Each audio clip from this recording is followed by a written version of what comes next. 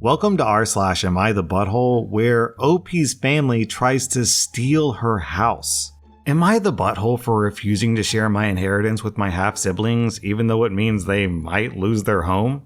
I'm a 24-year-old woman, and I recently inherited a house from my late grandmother. It was fully paid off, and she left it to me in her will. Specifically to me, not to be shared. My dad had two families, mine with my mom, and another with his second wife and their two kids. My mom and I were always treated like the side family. He'd visit sometimes, but he built a life with his second wife. They lived in my grandmother's house rent-free for years, while she stayed in a small care facility. She was sweet to everyone, but made it clear that she only truly trusted me. She passed away in January. The will was read, and the house is legally mine. Now, here's where things get messy. My dad and his second family thought that they'd automatically get the house. When they found out that it was left entirely to me, they freaked. My half-siblings, ages 16 and 18, begged me to let them stay. My dad called me selfish and cold-hearted, saying that I'm punishing children for adult decisions. But here's the thing, I'm drowning in student loans. I'm working 2 jobs just to survive. This house is the only shot that I have at stability. I gave them 3 months to sort things out. They've used 2 and haven't done anything except guilt trip me. No job searching.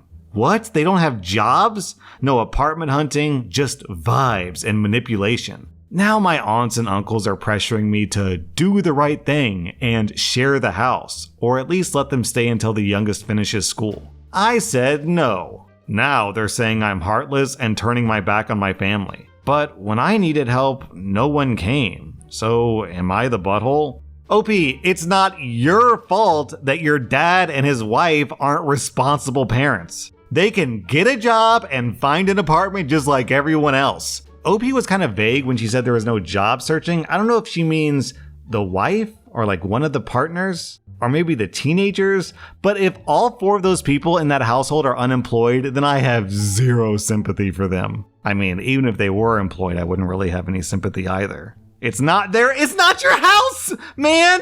Get out! It's not your house!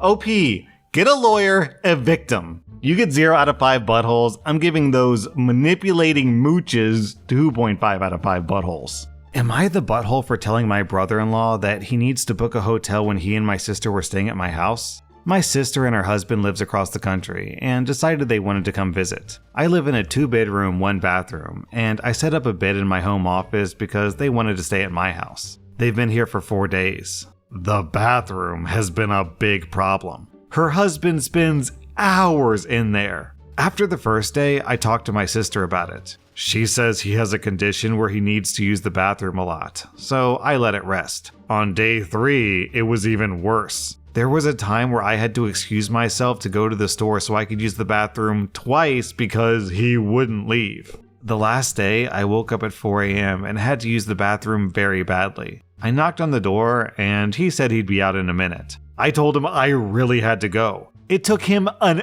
hour to get out. The nearby store wasn't open at that time, and I had to do something I'm not happy I had to do because I couldn't wait.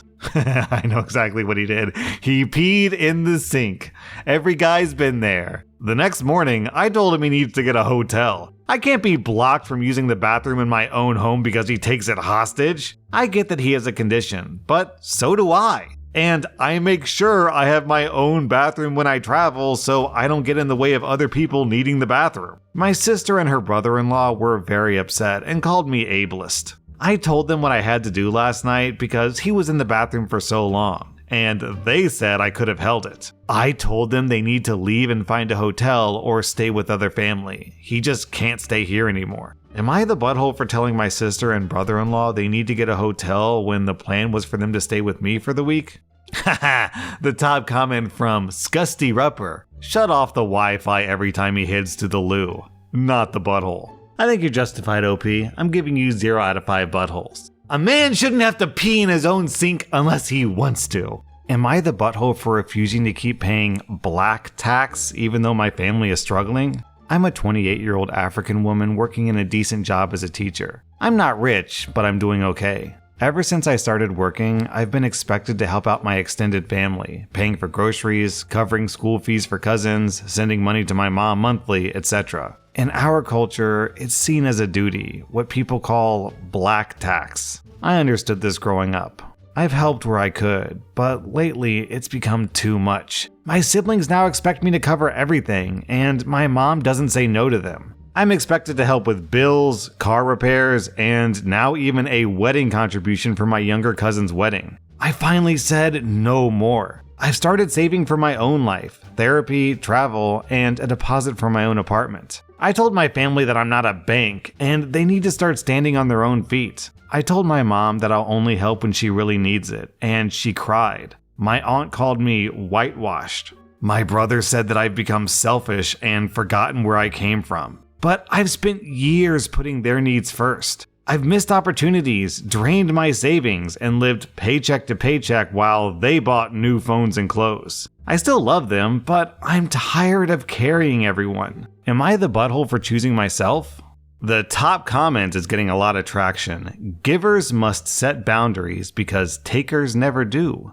Words of wisdom from Crown Conflict. So I'm personally not part of this culture, so I can only speak on it as an outsider. To me, this kind of just smacks of entitlement, right? I want you to give me money, but I'm not going to give you any support in return. I wish OP had clarified if she's ever benefited from other people paying the black tax. Because if not, then yeah, this sucks. This blows. This is just entitlement. So just taking this post at face value, I'm giving OP 0 out of 5 buttholes.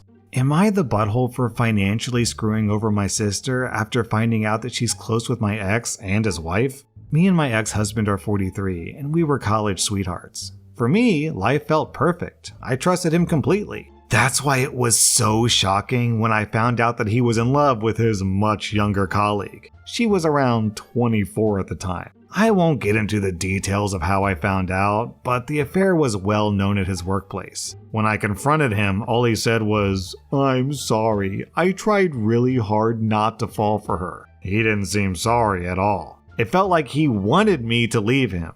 So I did. That was 6 years ago. Our son was 4 then, and it was the worst time of my life. I honestly don't know how I got through it. And because I was desperate, I wanted him to fight for me, to fight for our family, but he didn't. He was quick to sign the divorce papers and didn't even fight for custody. It was as if he started a new life and completely erased the old one. It took years of therapy to feel normal again, to stop checking that woman's social media and comparing myself to her. The fact that she's very pretty and charming didn't help. His family loved her. And as disgusting as it sounds, one of our common friends even said it out loud. I don't support cheating, but I mean, look at her, when I told her about the cheating. I guess that's what everyone was thinking. This friend was just stupid enough to voice it out. So I had to cut off that group of friends too. They got married 3 years ago and now have a daughter. A picture-perfect little family. The current arrangement is that our son stays with my ex on weekends and holidays, which works fine for the most part. Last week, I found out that my sister, who's 28, has been in touch with my ex all these years. That would have been forgivable since they were close when we were married and she saw him as a brother. But she's actually best friends with his new wife,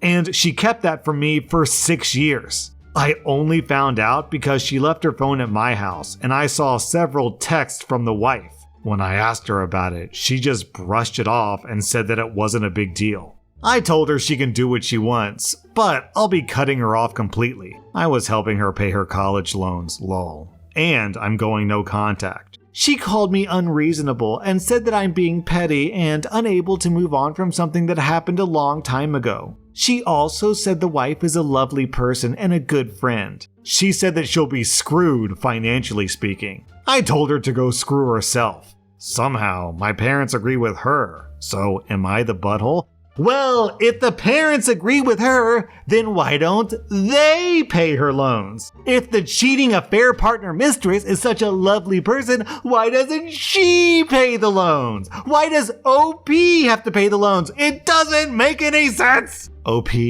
0 out of 5 buttholes. I'm giving everyone else, it's kind of like a varying degree of anywhere between 2 to 3.5 out of 5 buttholes. Everyone keeps saying this woman is so lovely. How lovely can she be if she destroyed a family with a 4-year-old? She's literally a homewrecker. Am I the butthole for telling my ex and his wife that she was the one who was nobody special or important after all? My ex and I broke up 20 years ago when our kids were 3 and 1. Our reason was that he made a financially reckless decision, buying a very fancy car that he could not afford, that he took out debt to buy, which put our financial security for our family at risk, without telling me. And then he blew up at me for not supporting his decision and wanting him to sell it off and pay off the money he borrowed to get it. He told me a real wife would have supported him, and F me for wanting to take away something so special. I would bet you guys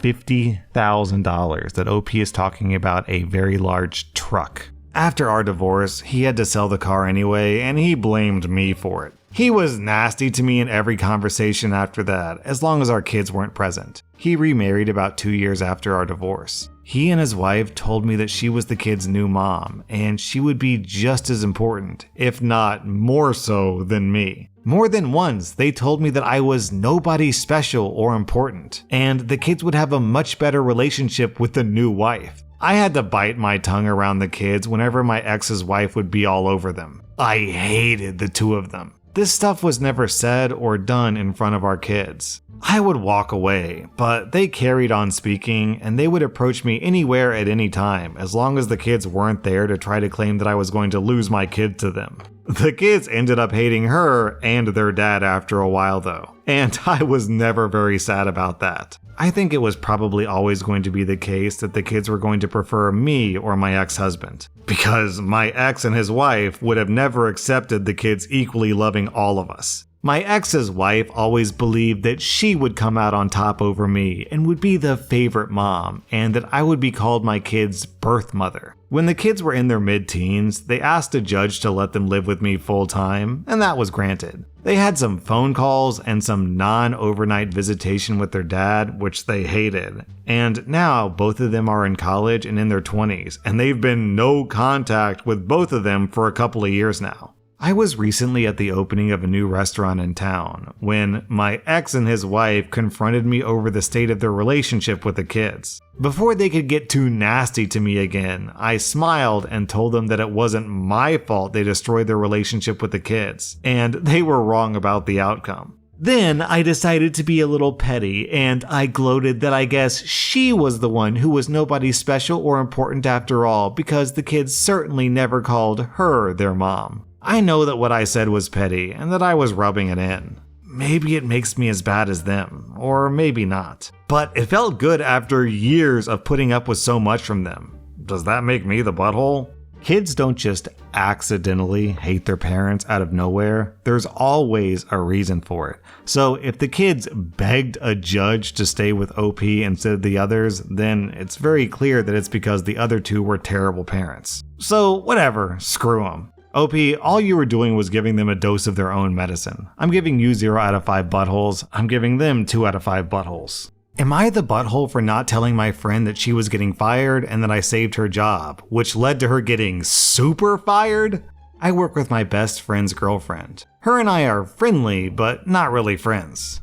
If it weren't for her relationship with my friend Jeremy, I would not be friends with her. I told her about the job in question and even put in a good word for her. She was not working out. She tried her best, but she had a personality clash with her supervisor. She was still in the 90-day probationary period, so she was going to be terminated with no notice. That's life, really. We regularly hire a bunch of people and keep the good ones and dismiss the ones that can't cut it or aren't a good fit. We actually were getting rid of over a dozen people that day. I know that her and Jeremy aren't doing well financially, so I stepped in and volunteered to take her on my team. It was a lateral move for her.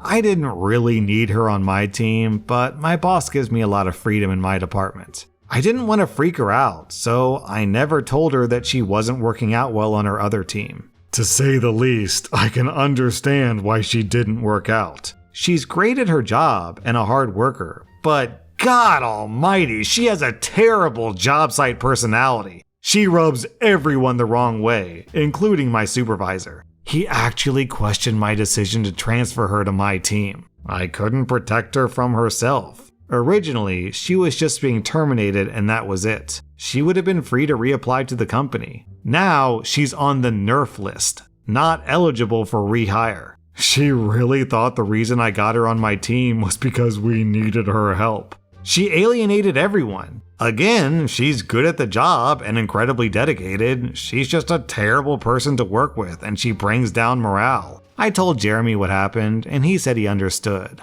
But she is pissed. She said that if I told her that she was on the chopping block, she would have behaved differently. She said it's kind of my fault for not warning her. I don't know. I feel bad for her, but she kind of dug her own grave. OP, everyone on the first team that she was on thinks that she's a butthole. Everyone on the second team that she was on thinks she's a butthole. So I think it's safe to conclude that she's just a butthole and you don't really have to worry about her opinion. You get 0 out of 5 buttholes, OP. That was rSlash Am I the Butthole, and if you like this content, check out my podcast where I publish the exact same episodes. Also, hit that subscribe button because I put out new Reddit videos every single day.